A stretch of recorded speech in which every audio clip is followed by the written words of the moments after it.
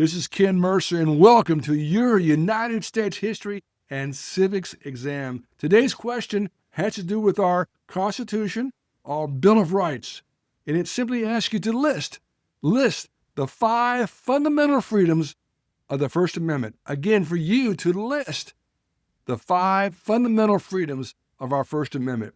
It does sadden me how things have changed. Students used to have to memorize and know what are those 5 freedoms and be able to describe each of those 5 freedoms, what it meant, and why it was so important. And those 5 freedoms, off the bat, I'm going to tell you: religion, speech, the press, assembly, and petition. Again, the 5 freedoms, the fundamental freedoms of the First Amendment: religion, speech, the press, assembly, and petition. Our founding fathers saw so much in Europe and the countries they came from, and they just, on the very First Amendment, wanted to define what I call the Fab Five freedoms that we must have to be a new nation if we're going to try to endure. I wonder if they ever imagined we'd be here 250 years. But the first freedom is that of religion. They came from foreign countries where oftentimes one denomination would take over and run the government. They knew that was bad. The religion and state were one. They didn't want that. I have stamps from the U.S. Post Office, the Mayflower. They came here to escape religious persecution. That was so important to our founding fathers. They wanted freedom of religion. The second was freedom of speech, the right to express your opinions, ideas, your beliefs, and not fear any kind of government censorship just by sharing your beliefs. The third was freedom of the press. The government cannot censor or ban, again, your thoughts, your newspapers, your books, your articles. Freedom of assembly, that's number 4.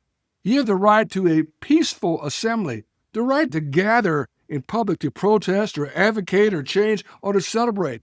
Of course, you don't have the right to burn cars or go right to do mass lootings.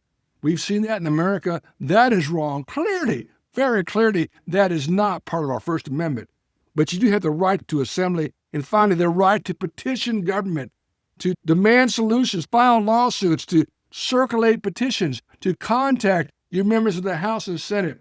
Believe it or not, those freedoms, those 5 freedoms, our founding fathers said those are not happening in other countries, and they wanted to ensure at the birth of our nation, when we became the United States of America, that these freedoms, the very First Amendment to our Constitution, were these 5 freedoms. Can you list them now? 7 they are: freedom of religion, of speech, the press, assembly, and petition. I hope you enjoyed today's session. Great civics lesson.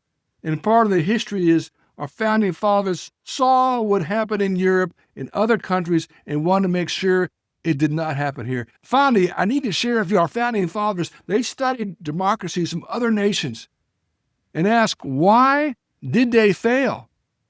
Well, the First Amendment tries to stop that. It listed 5 fundamental freedoms that were not there in other so-called democracies, some of these social democracies, freedoms that were not there.